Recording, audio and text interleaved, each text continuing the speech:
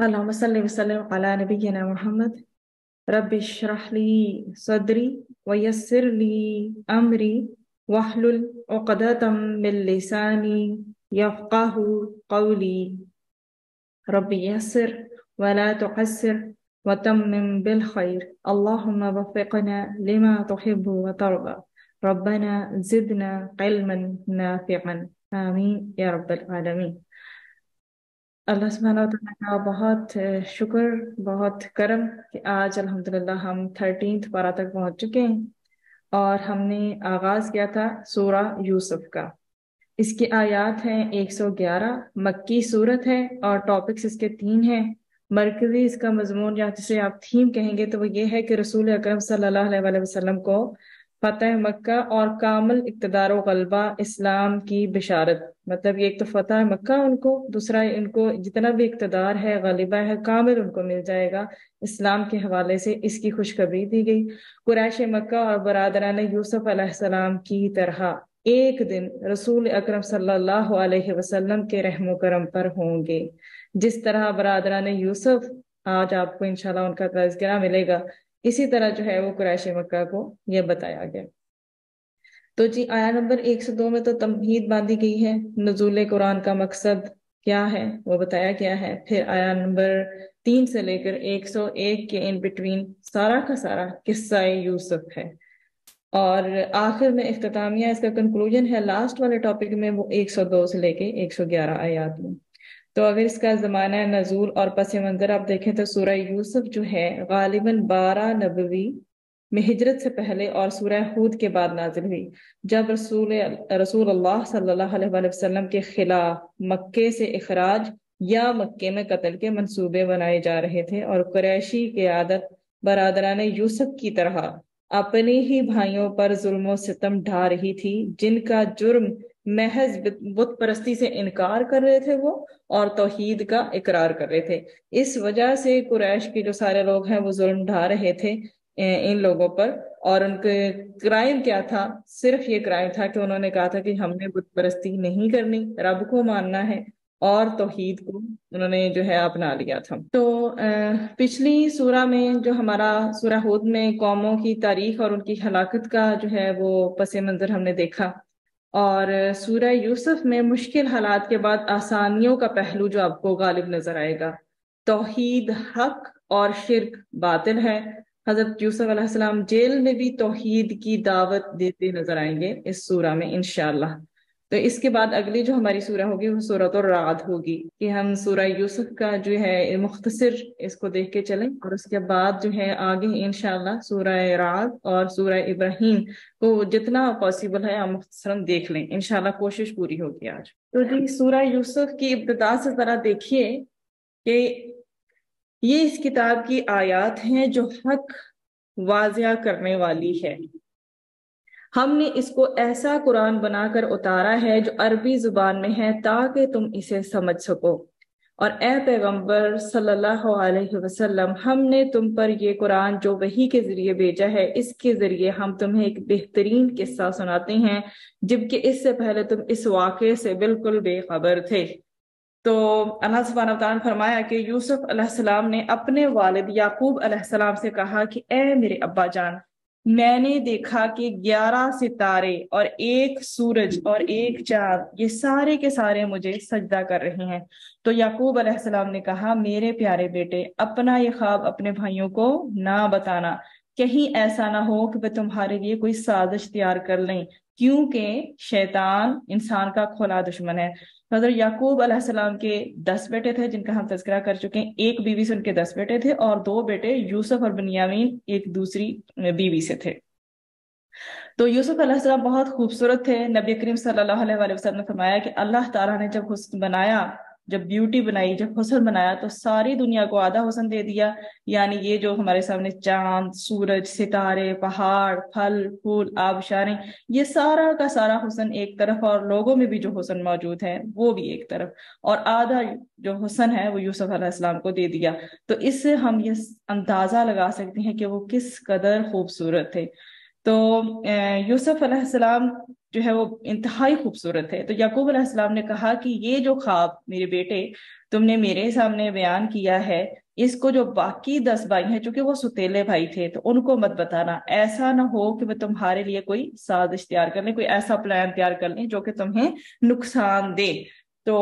اس میں ہمیں یہ رولنگ ملتی ہے، اول تو اپنا خواب کسی کو بتانا نہیں چاہیے، اور اگر کوئی بہت ہی اچھا خواب ہے تو ڈیفینیٹلی صاحب نعمت سے حسد کیا جاتا ہے. آپ کے پاس جو بلیسنگز ہوتی ہیں آپ کو پتہ نہیں ہوتا، لیکن لوگ جو ہیں اس سے حسد کر رہے ہوتے ہیں، جیلسی ہوتی ہے ان کو. اس لیے ایک تو نبی کریم صلی اللہ علیہ وسلم جب بھی کبھی کہیں جانے کا پلان کرتے تھے تو وہ راستہ کسی کو نہیں بتایا کرتے تھے. یہ ایک چیز ذہن میں رکھے. دوسری یہ بات ہمیں یہاں سے بھی پتہ چل رہی ہے کہ ایک خواب ان کو آیا اور ان کے باپ نے ان کو وارن کیا کہ اپنے سوتیلے بھائیوں کو مت بتانا. اب یہ ہے کہ خواب کی جو تعبیر سے ریلیٹڈ ہمیں چیزیں ملتی ہیں کہ ایک بندے کو نالج نہیں ہے اور آپ کو خواب کی تعبیر کچھ کی کچھ بتا دے، اس کی آؤٹ کم بہت ہی ڈفرینٹ ہوں گے. ہو سکتا ہے اس خواب کا جو ہے پس منظر وہ نہ ہو، آنے والی سچویشن میں وہ واقعہ بھی ویسے نہ ہونا ہو. ٹھیک ہے، تو اس لیے اچھا خواب ہو یا برا خواب ہو، اچھا خواب ہو تو پھر بھی ایک پاسبلٹی کہ انسان بتا سکتا ہے، لیکن برے خواب کو تو بالکل بھی نہیں بتانا چاہیے، کیونکہ جو پھر اس میں آپ نے دیکھا ہوتا ہے نا، اس کے وقوع پذیر ہونے کے چانسز ہوتے ہیں. وہ تب تک روکا رہتا ہے جب تک کہ آپ نے اپنے تک اس کو روکا ہوا ہے. ہاں، آپ کو کوئی ایسا نالج والا بندہ جو خوابوں کی تعبیر جانتا ہے تو اس کے سامنے شیئر کرے، تاکہ وہ آپ کو صحیح تعبیر بتائے، آپ اس کی روشنی میں یہ جان سکیں کہ آپ کو یہ خواب کیوں آیا ہے. تو اول کوشش یہی کریں کہ خواب جب بھی آئے تو کسی کے سامنے اس کو شیئر نہ کریں. ہاں، اگر کبھی برا خواب آئے، ایسا لگے کہ دل میں ایک دم انسان جب سو کے اٹھتا ہے تو ایک بے چینی کی کیفیت ہوتی ہے، دل بہت گھبرا رہا ہوتا ہے کہ یہ کیا ہو گیا، ایسی سچویشن میں یہ کرے کہ کوشش کرے اس دن جتنی جلدی پاسبل صدقہ کریں. اس کا یہ فائدہ ہوگا، جو بھی کوئی بلائیں ہیں تو وہ ٹل جائیں گی اور آپ کے دل کو بھی سکون مل جائے گا. ہمیشہ یہ یاد رکھے، صدقہ کرنے سے جو دل کو ایک سکون ملتا ہے نا، یا ایک نیکی کرنے سے جو ملتا ہے، وہ کسی کیفیت سے نہیں مل پاتا. تو رمضان الحمدللہ ہمارا مہینہ ہی ایسا ہے کہ جس میں آپ نیکیوں کی طرف انسان کا رجحان ہے وہ زیادہ ہو جاتا ہے، اور برائیوں کی طرف انسان جو ہے وہ کم راغب ہوتا ہے. تو جی یہ بات یہاں پہ ہماری رکی تھی کہ انہوں نے کہا کہ اپنے سوتیلے بھائیوں کو یہ خواب مت بتانا، ایسا نہ ہو کہ وہ تمہارے لیے کوئی سازش تیار کر لیں. تو اب یعقوب علیہ السلام کو پتا تھا کہ یہ نبی بننے والے ہیں، تو ویسے بھی چھوٹے تھے اور ان سے محبت بھی بہت زیادہ تھی. تو جو باقی جو 10 بھائی تھے ان کو ان سے حسد ہو گیا. تو انہوں نے جو شیطان نے ان کو بھڑکایا، ان کو بھٹکایا، ان کے دل میں یہ بات ڈالی کہ حضرت یوسف علیہ السلام کو قتل کر دو، تاکہ جس طرح ہم کہتے ہیں نا، عام ایک جملہ بولتے ہیں کہ نہ رہے گا بانس اور نہ بجے گی بانسری، یہ والی سچویشن کی ان کی محبت ساری کی ساری تمہارے لیے ہو جائے گی. حضرت یعقوب علیہ السلام کی ساری کی ساری محبت تمہارے لیے اسی صورت میں پاسبل ہے کہ اگر تم جو ہے حضرت یوسف علیہ السلام کو نہ چھوڑو.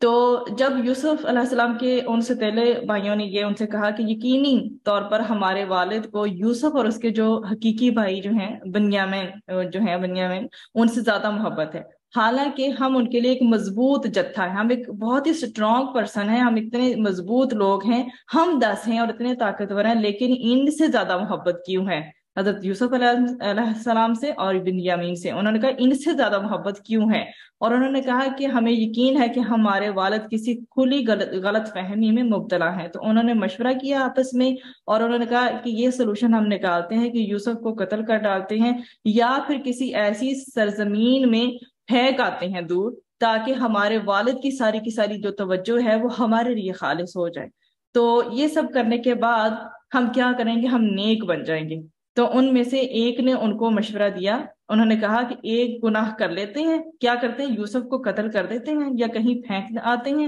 اور اس کے بعد ہم کیا کریں گے، ہم نیک بن جائیں گے. ہم لوگوں سے بھی کبھی کبھی یہی ہوتا ہے، ہم وقتی طور پر اتنے مغلوب ہو جاتے ہیں اس سچویشن میں کہ ہم کہتے ہیں کہ چلو کوئی بات نہیں، ابھی مجھ سے یہ گناہ ہو رہا ہے، یہ غلطی ہو رہی ہے، یہ خطا ہو رہی ہے، بعد میں اس کا کسی نہ کسی طرح سارٹ آؤٹ کر لوں گی اس کو. ٹھیک ہے، تو یہ جو سچویشن ہے نا، اور یہ جو خیال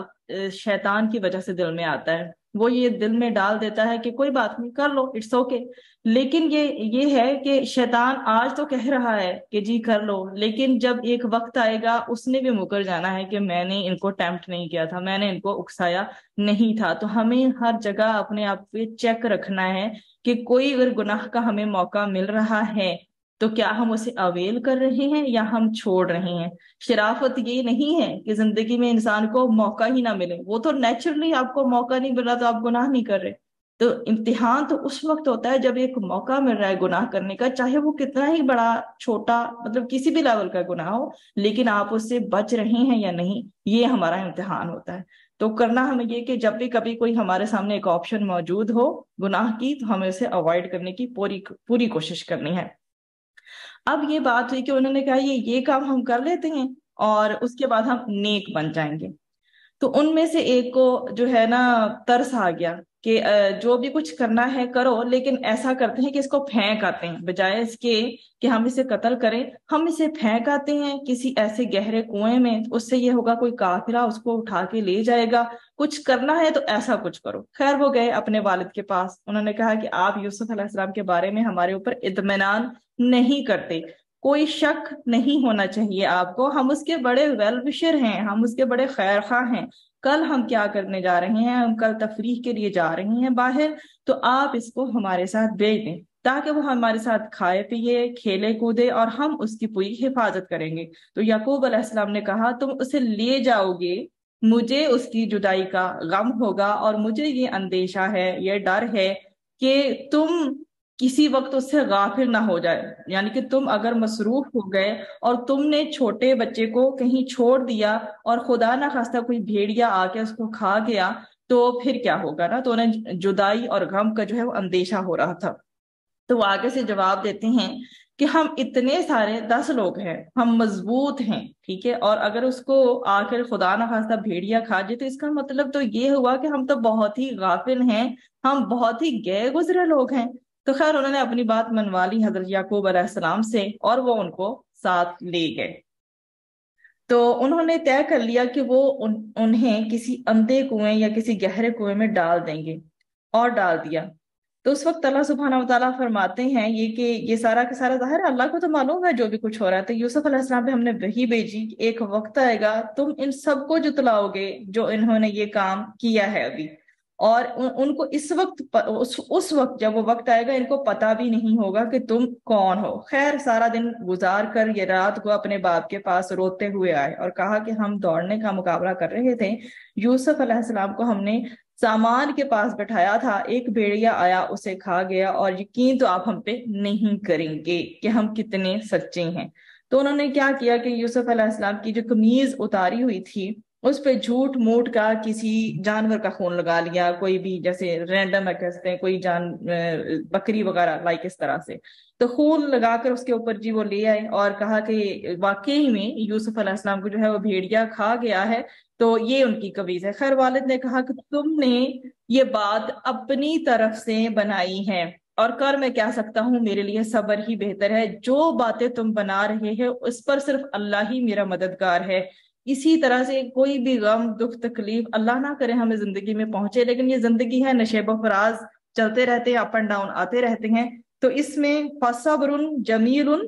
واللہ المستعان علی ما تصفون، کہ کوئی بھی غم پہنچے تو ہم صرف اللہ کی مدد ہی مانگ سکتے ہیں، کیونکہ تکلیف پہنچانے والا بھی وہی ہے اور تکلیف سے ہٹانے والا بھی وہی ہے، اور یہی وہ بات ہے کہ واللہ المستعان علی ما تصفون جو دل کو تسلی اور سکون دیتی ہے کہ جو بھی کوئی کچھ کر رہا ہو اس پہ مددگار ہمارا اللہ ہی ہے اور اللہ ہی سے ہم مدد چاہتے ہیں۔ بہرحال یوسف علیہ السلام کو کنویں میں ڈال دیا گیا، وہاں پر ایک قافلہ آیا اور قافلے کے لوگوں نے پانی نکالنے کے لیے اس میں ڈول ڈالا تو یوسف علیہ السلام اس سے چمٹ گئے۔ اب ایک چھوٹا سا بچہ اور گہرے کنویں میں اللہ نے کیسے اس کی وہاں پہ حفاظت فرمائی۔ اب جب ڈول اندر آیا اسے چمٹ گئے تو انہوں نے باہر نکالا تو اس میں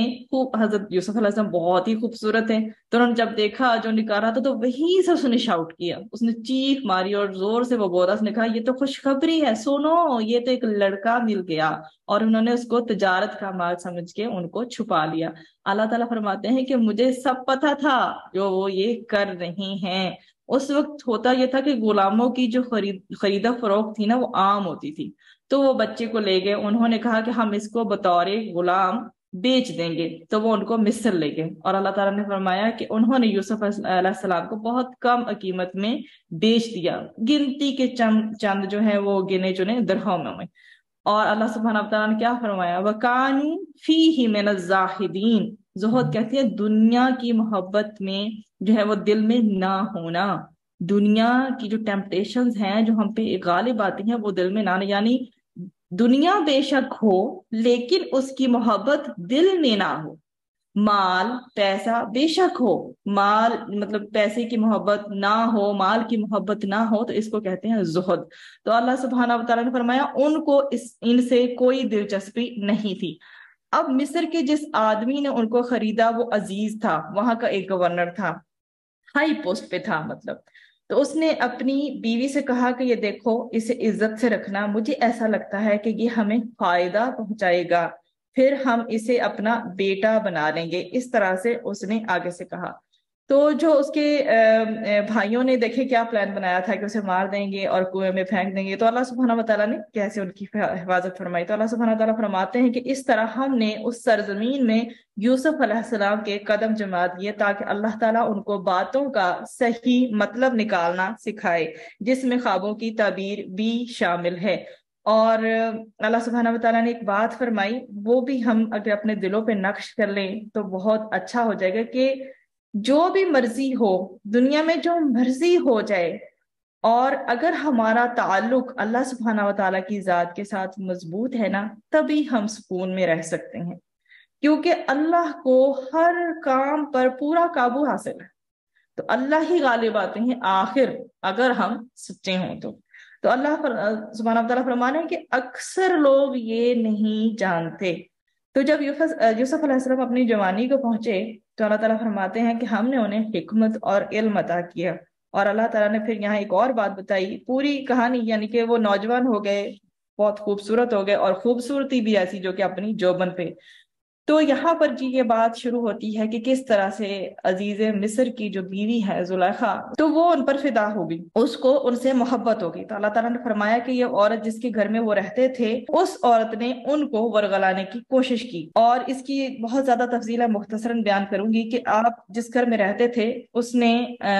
عورت نے، اس بندی نے اپنے آپ کو خوب بنایا، سنوارا، سجایا، اور تھی بھی وہ بہت خوبصورت۔ تو عزیز مصر کی بیوی بھی تھی، یعنی کہ کوئی عام راہ چلتی عورت نہیں تھی، تو باقاعدہ ایک جو اس کے اوپر جو اس کا ایک سٹیٹس تھا، ایک اس کا ایک جسے کہتے ہیں نا ایک ڈیزگنیشن تھا کہ وہ اس کی عزیز کی بیوی ہے، اور تھی بھی خوبصورت۔ اس نے اپنے آپ کو اچھی طرح سجایا سنوارا، اور عزیز مصر جو ہے وہ گیا ہوا تھا، محل تھا اور کمروں کے اندر کمرے تھے۔ ہوا کہ اس نے سارے دروازے بند کر کے اپنے آپ کو بنا سنوار کے یوسف علیہ السلام کو اپنے ساتھ اندر کمرے میں بلایا، یہ قرآن ہمیں بتا رہا ہے، اور سارے دروازے بند کر لیے، اور پھر کہا یوسف علیہ السلام سے کہ آ جاؤ، یعنی بلایا اپنی طرف اور دعوت دی گناہ کی۔ اب یہ یوسف علیہ السلام پہ بہت جو ہے بڑا امتحان تھا، کوئی ڈر نہیں تھا ان کو کہ کوئی ان کو پکڑ لے گا، جوانی بھی اپنے بھوم پر، اپنے عروج پر، دل کے اندر ظاہری بات ہے جوانی کی خواہشات بھی انسان کی ہوتی ہیں، تو عورت جو ہے وہ خوبصورت جو بالکل ایک اپنے آپ کو پیش کر رہی ہے آپ کے سامنے، خود بلا رہی ہے، اور یہ دیکھیں کہ دروازے بھی سارے بند ہیں، کوئی بلیم بھی نہیں کر سکتا۔ اس وقت یوسف علیہ السلام کے اوپر یہ امتحان تھا جو اللہ کی طرف سے ان کی اتنی بڑی آزمائش ان کے اوپر آ گئی تھی، اور ان کا رسپانس کیا تھا؟ یہی آج کل ہمارے نوجوانوں کا رسپانس ہونا چاہیے کہ گناہ کے وقت، اتنے شدید امتحان کے وقت بھی فرمایا معاذ اللہ، اللہ کی پناہ میں، اللہ کی پناہ چاہتا ہوں اس آزمائش میں۔ اب اس کے دو ترجمے کیے جا سکتے ہیں، ایک طرف تو وہ کہتے ہیں کہ وہ میرا رب ہے، مطلب کہ وہ میرا آقا ہے، تو یہ کہ اپنے وہ جو مالک ہے، جو عزیز ہے، اس کی بھی بات کریں، ایک ترجمے میں یہ ملتی ہے ہمیں چیز اور دوسرے میں دوسری ملتی ہے کہ وہ تمہارا شوہر ہے اور میرا آقا ہے، میں اس کا زر خرید غلام ہوں اور اس نے مجھے بہت اچھے طریقے سے رکھا، یعنی میں اس کے ساتھ خیانت کس طرح سے ہو سکتا ہے کہ کروں۔ اور دوسرا ترجمہ اس میں یہ نکلتا ہے کہ اللہ سبحانہ و تعالیٰ میرا رب ہے، اس نے میرے پہ اتنا احسان کیا میرے اوپر، کہاں مجھے گہرے کنویں سے نکال کر محل میں پہنچا دیا، اور میں اس کی نافرمانی کروں۔ اور انہوں نے فرمایا کہ جو لوگ ظلم کرتے ہیں انہیں فلاح حاصل نہیں ہوتی، اور جو لوگ اپنی جان پہ ظلم کرتے ہیں وہ کبھی کامیاب نہیں ہوتے۔ اللہ تعالیٰ فرماتے ہیں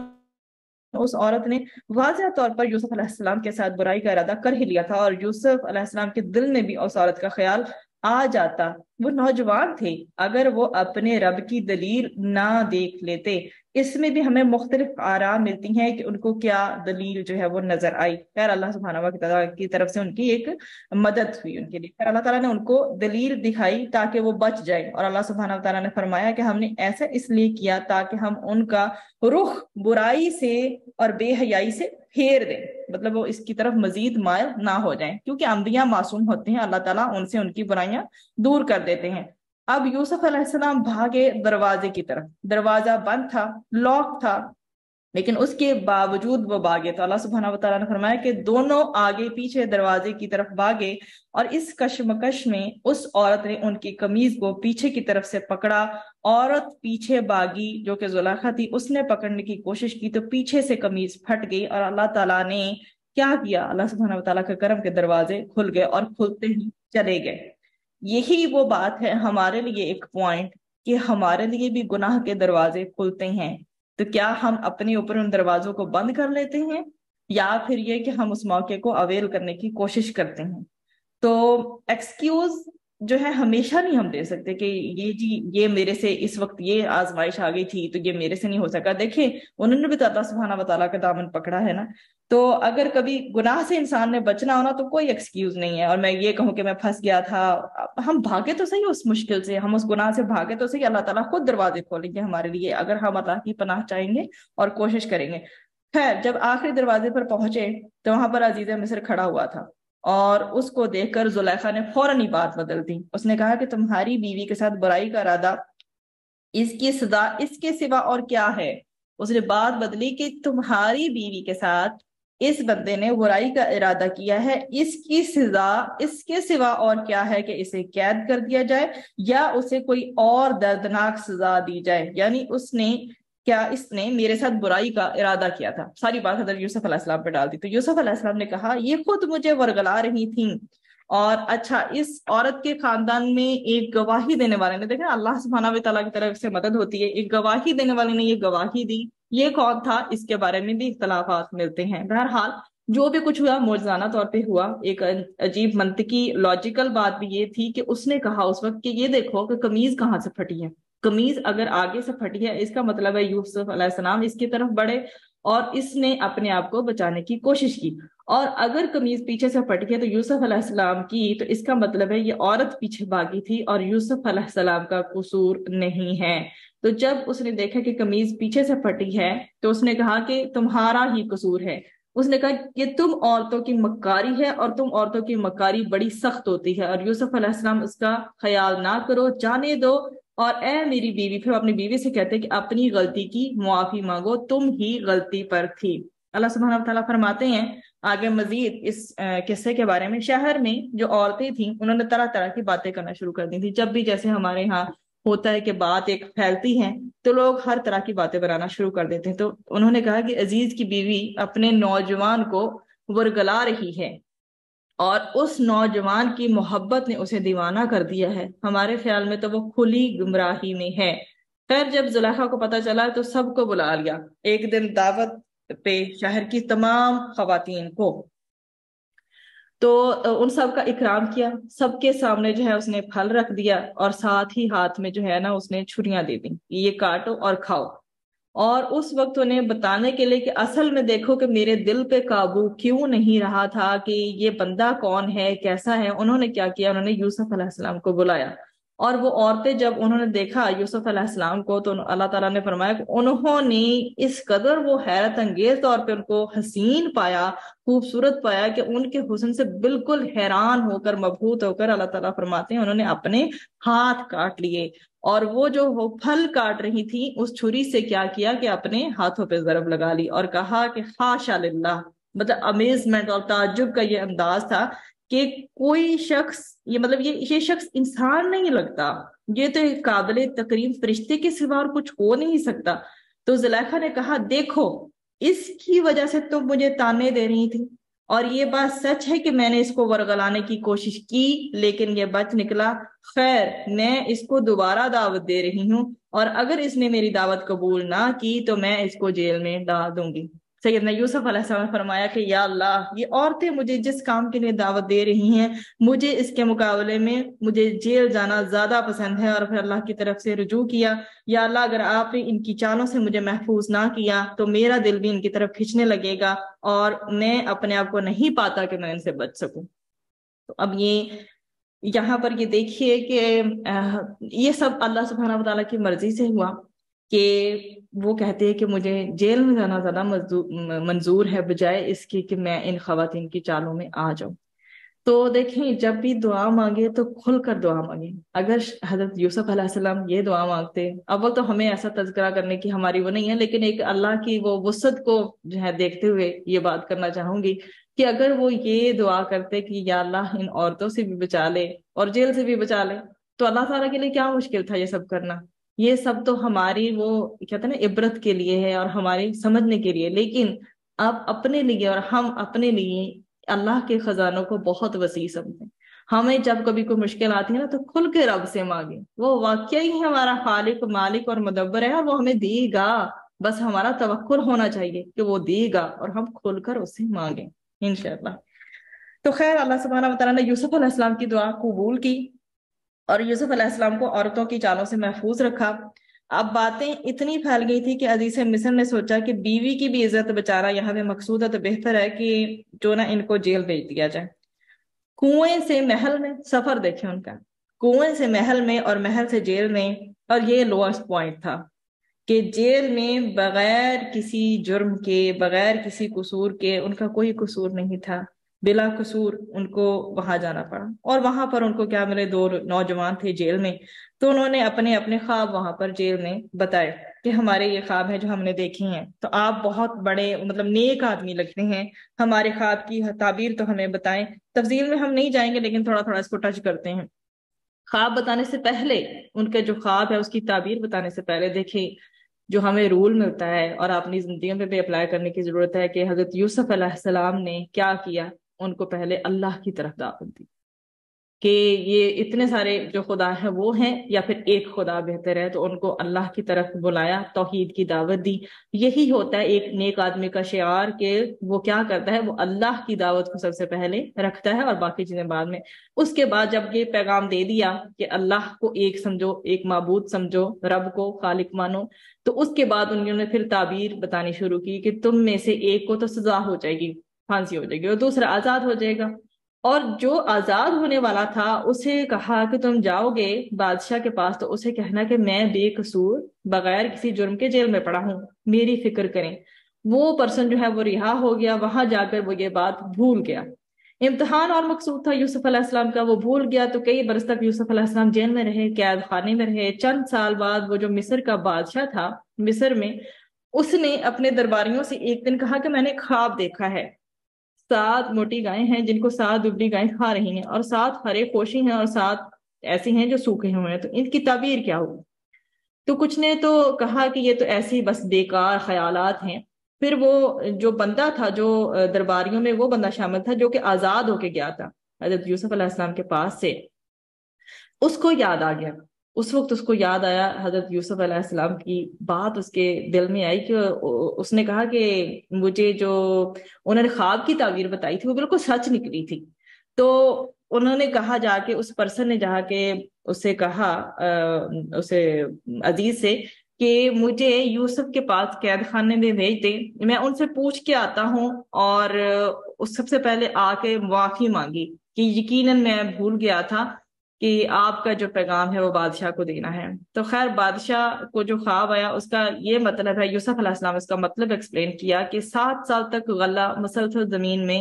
اگاؤ گے، اس دوران جو فصل کاٹو گے اس کو بالیوں میں رہنے دینا، تھوڑا سا جو غلہ ہے جو کھانے کے کام آئے اس کو نکال لینا، کیونکہ اس کے بعد 7 سال ایسے آئیں گے جو بڑے سخت ہوں گے، اور جو ذخیرہ تم ان 7 سالوں میں تم نے جمع کیا ہوگا وہ اس کو کھا جائیں گے، تو صرف تھوڑا سا بچے گا۔ خیر، اس کے بعد 1 سال آئے گا جس میں بہت بارشیں ہوں گی، یعنی کہ 7 سال اچھے ہوں گے، اس میں بچا کے رکھنا غلہ، سٹور کر لینا، کیونکہ اس کے بعد 7 سال مشکل آنے والے ہیں جن میں قحط آئے گا۔ تو بادشاہ نے کہا کہ اس یوسف علیہ السلام کو میرے پاس لے کے آؤ، تو یوسف علیہ السلام کو لے کر آئے۔ تو یوسف علیہ السلام کے پاس جب گئے ایلچی بادشاہ کے، تو انہوں نے بات کی، تو انہوں نے کہا کہ میں باہر تو بعد میں آؤں گا، پہلے اپنے بادشاہ یا مالک کے پاس جاؤ، ان سے پوچھو ان عورتوں کا کیا قصہ ہے جنہوں نے اپنے ہاتھ کاٹے تھے، میرا رب ان عورتوں سے خوب واقف ہے۔ پہلے کہا یہ دیکھو میں جیل میں یہ جس وجہ سے آیا ہوں، جب تک مجھے کلیرٹی نہیں ملے گی، میں لوگوں کو نہیں پتا چل جائے گا کہ میں بے قصور ہوں، میں باہر نہیں آنے والا۔ پہلے میرا پورا کا پورا معاملہ جو ہے وہ کلیئر کرواؤ اور صاف کراؤ۔ تو بادشاہ نے عورتوں کو بلایا، عورتوں نے کہا جو بھی کچھ ہوا تھا انہوں نے سب بتایا۔ انہوں نے کہا کہ یہ کوئی برائی نہیں ہے یوسف علیہ السلام میں، اور وہ جو زلیخا تھی اس نے بھی بلاخر کہا کہ حق بات سب پہ کھل گئی ہے، تو میں نے ان کو ورگلایا تھا، حقیقت یہ ہے کہ وہ بالکل سچی ہیں، پاک صاف ہیں، ان کا کوئی قصور نہیں ہے۔ اب یوسف علیہ السلام جو ہے وہ باہر آتے ہیں۔ انہوں نے کہا کہ میں نے اس لیے کہا کہ اس وقت تک باہر نہیں جاؤں گا جب تک کہ کلیرٹی نہیں ملے گی لوگوں کی، تاکہ اس عورت کے شوہر کو پتہ چل جائے کہ میں نے اس کی بیوی کے ساتھ کوئی خیانت نہیں کی تھی، اس کے دل میں کوئی بات نہ رہ جائے۔ پھر انہوں نے ایک اور بات کی، یہاں سے ہمارا انشاءاللہ جو ہے وہ 13 پارہ جو ہے وہ شروع ہو رہا ہے کہ میں دعویٰ نہیں کرتا میرا نفس بالکل پاک صاف ہے۔ واقعہ ہی یہ ہے کہ نفس تو وہ برائی کی تلقین کرتا ہی رہتا ہے، یہ بات واقعی سچ ہے کہ نفس جو ہے برائی کی تلقین کرتا ہی رہتا ہے، میرا رب رحم فرما دے تو اور بات ہے، اور اس صورت میں نفس کا داؤ نہیں چلتا، بے شک میرا رب بہت بخشنے والا اور مہربان ہے۔ خیر بادشاہ نے کہا لاؤ میں ان کو اپنا معاون بناؤں گا۔ وہ آئے تو بادشاہ سے باتیں ہوئی تو اس نے کہا کہ میں تم پہ بھروسہ کرتا ہوں۔ تو یوسف علیہ السلام نے کہا کہ آپ مجھے وزیر خزانہ بنا دیں تاکہ معاملات کو دیکھ لوں، اور عام طور پر یہ دیکھیں کوئی جائز نہیں ہے کہ خود انسان کوئی پوسٹ اپنی جو ہے وہ مانگے، لیکن چونکہ حضرت یوسف علیہ السلام کو اس بات کا آئیڈیا تھا کہ وہ اس پوسٹ پہ بہت اچھا پرفارم کر سکتی ہیں، اس لیے انہوں نے اپنے لیے یہ ڈیزگنیشن خود آفر کیا کہ اگر یہ مجھے یہ عہدہ دے دیا جائے تو یہ اچھا ہوگا۔ لیکن جب پتا ہو، یہ انہوں نے اس سوچ کے تحت مانگا، لیکن جب پتا ہو کہ کوئی اور آ گیا تو معاملے کو ٹھیک طور پہ مینج نہیں کر سکے گا، تو اس صورت میں انسان اپنے آپ کو آفر کر سکتا ہے سرٹن ڈیزگنیشن کے لیے۔ پھر اللہ تعالیٰ نے فرمایا ہم نے یوسف علیہ السلام کو ملک میں ایسا اقتدار دیا کہ اس میں جہاں چاہیں اپنا ٹھکانہ بنا لیں، ہم اپنی رحمت جس کو چاہتے ہیں پہنچاتے ہیں، اور کس کا اجر ضائع نہیں کرتے، نیک لوگوں کا اجر ضائع نہیں کرتے۔ خیر سچویشن یہ ہوئی کہ قحط پڑ گیا جیسے کہ ایکسپیکٹڈ تھا، اس کی وہ امید تھی کہ ایسا ہوگا، تو اللہ سبحانہ وتعالیٰ نے ان کو بتایا تھا۔ تو وہ جو یوسف علیہ السلام کے بھائی تھے وہ کنعان میں رہتے تھے، فلسطین کے ویئر اباؤٹس میں، تو وہاں قحط پہنچا تو ان کے بھائی کو پتا چلا کہ مصر میں ابھی تک لوگوں میں غلہ بٹ رہا ہے، تو وہ 10 کے 10 بھائی آئے۔ تو جب وہ غلہ مانگنے آئے اور وزیر خزانہ یوسف علیہ السلام کے پاس آئے تو یوسف علیہ السلام نے انہیں پہچان لیا، انہوں نے کہا اچھا یہ لے جاؤ اللہ، لیکن انہوں نے کہا کہ ہمارا ایک بھائی ہے جو پیچھے ہے، اس کو چھوڑ کے بنیامین کو، اس لیے وہ بھی اس کے لیے بھی غلہ دے دے۔ تو انہوں نے کہا دیکھو یہاں پہ ایک اصول ہم نے بنایا ہے، جتنے لوگ آئیں گے ان کے اونٹوں پہ ڈال دیں گے غلہ، اگر تم چاہتے ہو کہ اس کو بھی غلہ ملے تو اگلی دفعہ اسے لے کر آنا۔ اصل میں وہ چاہتے تھے کہ بنیامین کو بلا لیں، تو ایک بہانہ ایک ہیلا ہوگا انہوں نے جو اختیار کیا، اور انہوں نے جو اس ٹائم میں جو پیسے ہوتے تھے اصل میں وہ اس طرح سے پیسے نہیں ہوتے تھے، کوئی بھی جو سامان ہوتا تھا جس کو پیسے کے طور پر یوز کیا جاتا تھا، تو جو سامان بھی انہوں نے پے کرنا تھا ایز اے اماؤنٹ تو وہ بھی انہوں نے واپس رکھوا دیا۔ تو جب وہ واپس گئے اور غلہ دیکھا تو سامان بھی واپس مل گیا تو بہت خوش ہوئے۔ تو انہوں نے کہا دیکھو اگلی دفعہ آنا بنیامین کو لے کے آنا اپنے بھائی کو ساتھ، اور اگر نہیں لائے تو اس کا مطلب یہ ہے کہ تم لوگ جو کلیم کر رہے ہو نا کہ ایک بھائی اور بھی ہے، تو اس کا مطلب یہ ہے کہ تم جھوٹ بول رہے ہو اور میں تمہیں سزا دلواؤں گا۔ اب وہ ڈر گئے، تو انہوں نے یعقوب علیہ السلام کو جا کے کہا یہ دیکھیں ہم بنیامین کو بھی ساتھ لے کے جائیں گے، اور وہ پہلے ہی ڈرے ہوئے تھے یعقوب علیہ السلام کہ جو حضرت یوسف علیہ السلام کے ساتھ ہوا تھا اس کی وجہ سے، تو انہوں نے پہلے اعتبار نہیں کیا۔ خیر انہوں نے جب بہت زیادہ اصرار کیا تو یعقوب علیہ السلام اس بات پر مان گیا اور ان کو جانے کے لیے ایگری ہو گئے کہ بنیامین بھی ان کے ساتھ چلے جائیں، اور ساتھ میں کہا اچھا تم جاؤ اللہ نگہبان ہے، اور کہا نصیحت سنیں اور یہ نصیحت اپنی زندگیوں میں بھی لے کے آئیں، میرے بیٹو تم سب ایک دروازے سے شہر میں داخل نہ ہونا، کیونکہ ظاہر ہے وہ سب خوبصورت تھے، یوسف علیہ السلام کے بھائی تھے اور 11 تھے، اور کہا کہ اکٹھے داخل نہ ہونا تاکہ کہیں تم پہ کسی کی نظر پڑے گی تو تمہیں نظر نہ لگ جائے کہیں۔ تو لیکن میں یہ اسباب کے طور پر تمہیں کہہ رہا ہوں، اللہ کی جو مشیت یا اللہ کی مرضی ہوتی ہے اللہ کے حکم کے سوا اور کسی کا حکم نہیں چلتا، اور اسی پہ میں نے بھروسہ کیا، اور جن کو بھروسہ کرنا ہے چاہیے کہ اللہ سبحانہ و تعالیٰ پہ بھروسہ کریں۔ اب بات کی ہے کہ جب بھی ہمارے بچے، ہمارے بہن بھائی جو ایک بڑی تعداد میں ہوں، جو بھی مطلب فیملی ممبرز بھی ہوں، تو ایک یہ بات یاد رکھیں کہ اکٹھے ایک ہی جگہ پہ سب ایک ہی جگہ پہ داخل نہ ہو، نہ داخل ہو نہ نکلیں، تاکہ لوگوں کی نظر میں نہ آئیں۔ تو کیا کریں کہ الگ الگ مطلب دو تین تین ہو کر نکل جائیں، لیکن ایک ہی ٹیم یا ایک پارٹی کی فارم میں نہیں کہیں پہ آئے جائیں، کیونکہ اس سے نظر لگنے کا اندیشہ ہوتا ہے اور نظر برحق ہے۔ اسباب ہمیں اپنانے چاہیے کیونکہ چلتی اللہ کی مرضی ہے، اسباب ہم نے لینے ہیں، لیکن ساتھ میں یعقوب علیہ السلام نے کیا کہا کہ سب سے پہلی بات یہ ہے کہ مختلف دروازوں سے جانا، یہ ایڈوائس کی، اور لیکن ساتھ میں یہ کرنا اللہ پہ توکل کرنا، اور یہ ہمیں بتا رہی ہے ہماری شریعت کے توحید اور ایمان پہ ہم نے کیسے جو ہے پریکٹیکلی عمل کرنا ہے۔ جب وہ یوسف علیہ السلام کے پاس پہنچے تو انہوں نے بنیامین کو اپنے پاس جگہ دی، اس کی بھی مزید تفصیلات ملتی ہیں، اور پھر انہیں بتایا بھی کہ میں تمہارا بھائی ہوں، اور پھر انہوں نے بنیامین نے کہا کہ ان کے ساتھ میں واپس نہیں جانا چاہتا، مجھے روک لیں۔ تو انہوں نے اس کی ترتیب بنائی، انہوں نے کیا کہ ایک شاہی پیالہ، اس شاہی پیالے کو جو ہے نا بنیامین کے اونٹ پہ ڈال دیا، اس کے اندر چھپا دیا اور اعلان کروا دیا کہ اوہ بادشاہ کا پیالہ چوری ہو گیا ہے اور ہم نے تلاشی لینی ہے۔ اچھا، یعقوب علیہ السلام کی شریعت میں یہ تھا کہ جو چوری کرے اس کو قید کر لیا جاتا تھا اور اس کو رکھ لیا جاتا تھا۔ تو جب انہوں نے اعلان کیا کہ بادشاہ کا پیالہ چوری ہو گیا ہے تو انہوں نے سب کی تلاشی لی، بنیامین کے سامان سے نکل آیا وہ پیالہ، انہوں نے کہا یہ چور ہے، اس کو تو ہم جانے نہیں دے سکتے۔ انہوں نے بہت محنتیں کی کہ جانے دیں جانے دیں، یعنی وہ پہلے ہی ڈرے ہوئے تھے یوسف علیہ السلام کا جو واقعہ ہوا تھا، انہیں افسوس تھا کہ انہوں نے کیا کیا۔ انہوں نے کہا کہ دیکھو یہ جو ہے نا ہماری شریعت میں یہ تو نہیں ہو سکتا کہ ہم تمہاری جگہ کسی اور کو روک لیں، جس نے جرم کیا اس کو یہیں روکنا پڑے گا۔ اب خیر وہ بہت پریشان ہوئے، تو اب ہوا یہ کہ چوری کا جو الزام ان کے اوپر لگا تھا تو اللہ سبحانہ و تعالیٰ کی طرف سے ایسی ترتیب بنائی گئی تھی، تو اللہ تعالیٰ نے وحی نازل کی تھی ان کا مسئلہ سارٹ آؤٹ کرنے کے لیے کہ ایسا کر لو، اللہ کی مشیت تھی، اللہ کی مرضی تھی۔ تو اب ان سے کہا کہ انہوں نے جو ہے وہ بھائیوں کو بتایا کہ یہ نہیں جا سکتے، تو ہم نے تو پہلے ہی بہت غلط کیا تھا، اب ان کو یہ ایک بہت فیلنگ آ رہی تھی، ہم نے یوسف علیہ السلام کے ساتھ پہلے ہی بہت غلط کیا تھا، اور اب جا کر ہم اگر حضرت یعقوب علیہ السلام کو کہتے ہیں کہ آپ کے بیٹے نے چوری کی ہے تو ان کا کیا ری ایکشن ہوگا۔ تو خیر جب وہ گئے تو یعقوب علیہ السلام تو پہلے ہی پریشان تھے اور پریشان ہو گئے، اور انہوں نے ان کی بات یقین نہیں کیا، ان کو کیسے یقین آ سکتا تھا کہ ان کے بیٹے نے چوری کی ہے۔ خیر انہوں نے کیا کر سکتے تھے، یہاں پر بھی انہوں نے صبر کیا، اور انہوں نے فرمایا کہ انہوں نے منہ پھیر لیا، کہنے لگے ہائے یوسف۔ ابھی تک انہیں یوسف یاد تھا، ان کی دونوں آنکھیں جو ہیں صدمے سے روتے روتے سفید پڑ گئی، ان کی بینائی چلی گئی تھی، دل ہی دل میں وہ گھٹے جاتے تھے بیٹے کی جدائی پر۔ تو ایک بیٹے نے کہا کہ آپ ابھی بھی یوسف کو یاد کرنا نہیں چھوڑیں گے کیا، آپ ہلاک کر لیں گے اپنے آپ کو؟ تو یعقوب علیہ السلام فرمایا اتنے غمگین تھے، اور چھوٹے بیٹے کے ساتھ پیار بھی ان کو بہت ہی زیادہ تھا، تو لیکن ان کو یہ تھا کہ یوسف علیہ السلام کہیں زندہ ہیں، لیکن جو ہے نا وہ مطلب غم میں جو ہے بس گھٹے جا رہے تھے۔ پھر انہوں نے کہا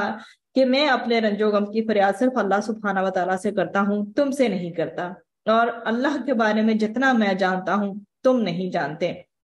کبھی بھی غم ہو ہماری زندگی میں، دکھ ہو، جیسا بھی ہو، ہمیں ریئیکٹ بالکل بھی نیگیٹو نہیں کرنا چاہیے۔ دیکھیں حضرت یعقوب علیہ السلام کا رویہ بار بار ہمیں کیا ترغیب دے رہا ہے۔ تو بہرحال اپنے غم اور اپنے حزن کا صرف اللہ سبحانہ و تعالیٰ سے میں تذکرہ کرتا ہوں، اور میرے رنج اور غم اور میری فریاد کو سننے والا صرف وہی ہے۔ پھر انہوں نے اپنے بیٹوں سے کہا کہ جاؤ یوسف علیہ السلام کو ڈھونڈو، دیکھو اللہ کی رحمت سے نا امید نہیں ہونا، اور اللہ کی رحمت سے نا امید وہی ہوتا ہے جو کہ کافر ہوتا ہے، اور اللہ کی رحمت سے کیا ہونا؟ نا امید نہ ہونا۔ خیر وہ یوسف علیہ السلام کے پاس پہنچے، یوسف علیہ السلام کے بھائی، اور انہوں نے کہا اے عزیز مصر، اے گورنر، اے امیر، ہم پر ہمارے گھر والوں پر بہت بڑی سخت مصیبت آ گئی ہے۔ ہمارے مطلب ان کے پاس بہت ہی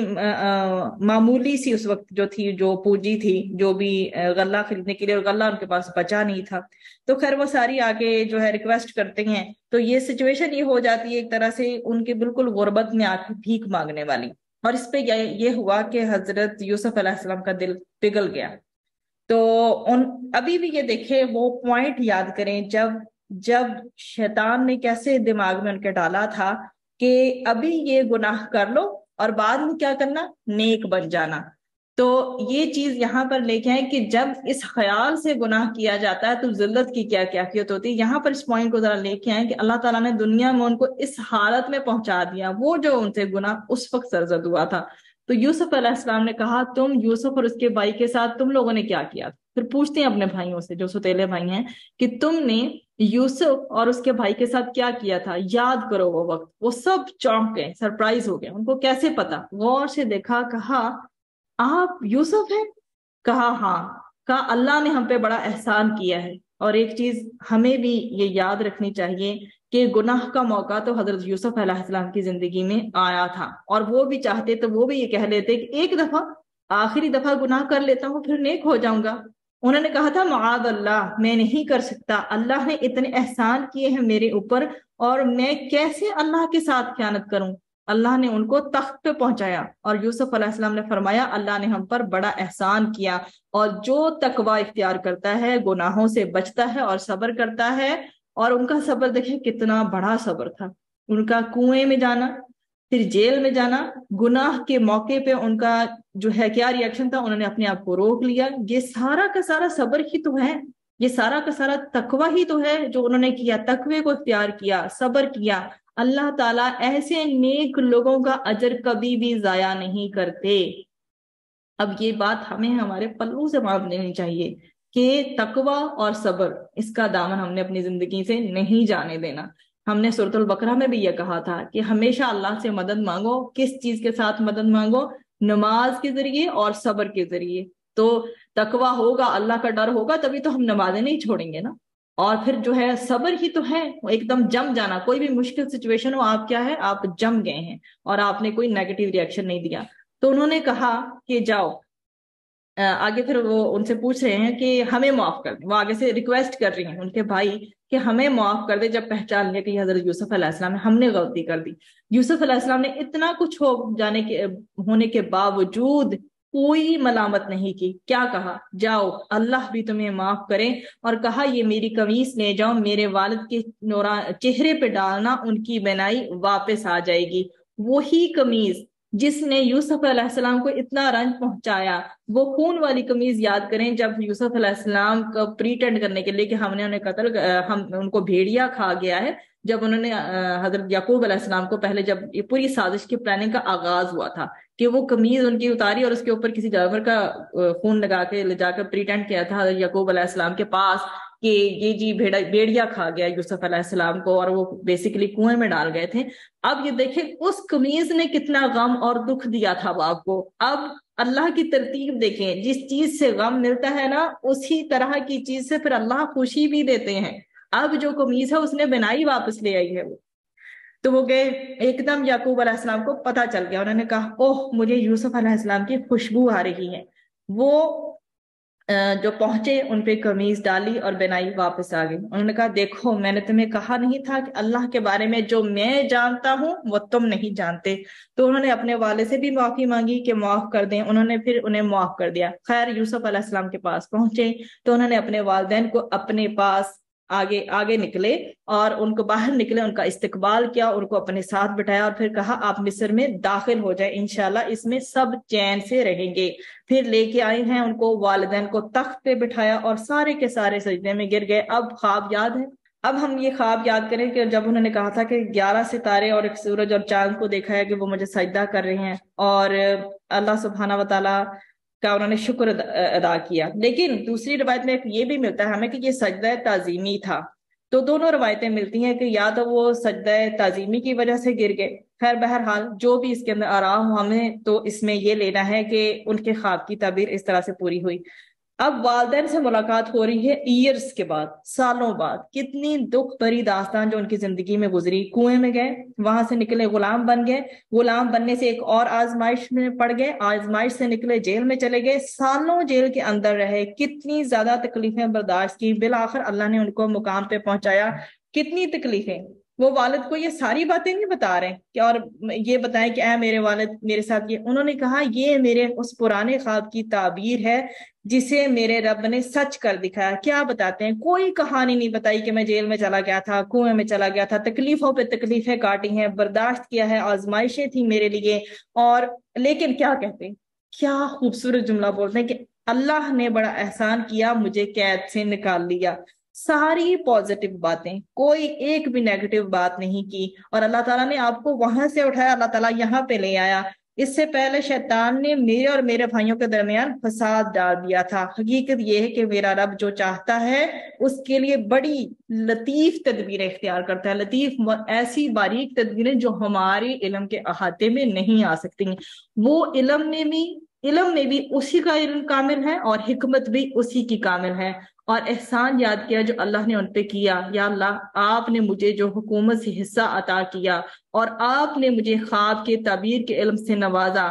یعنی اتنا میرے پہ احسان کیا۔ ایک اور احسان کر دیں کہ آسمان اور زمین کے پیدا کرنے والے آپ ہی دنیا اور آخرت میں میرے رکھوانے ہیں، میری حفاظت کرنے والے ہیں کہ جب میری موت کا وقت آئے تو مجھے اس حال میں دنیا سے اٹھانا کہ میں مسلمان ہوں، آپ کی اطاعت کرنے والا ہوں، اور یا اللہ مجھے آخرت میں نیک لوگوں میں شامل کر دینا۔ یہ ساری کی ساری نصیحتیں میرے اور آپ کے لیے ہیں۔ ہے تو یہ قصہ